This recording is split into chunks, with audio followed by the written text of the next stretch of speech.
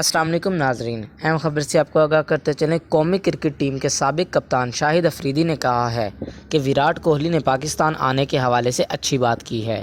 ان سے مجھے ایسی ہی بات کی امید تھی۔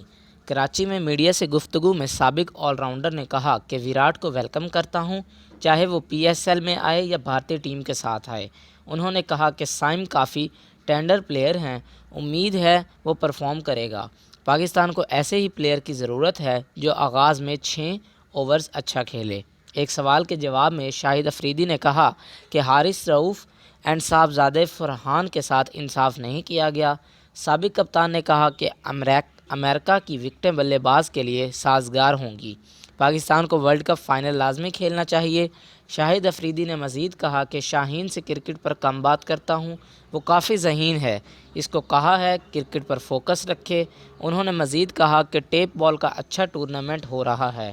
تیمور مرزا اچھی کھلاڑی، لیکن وہ پھر بھی شاہد افریدی نہیں بن سکتا۔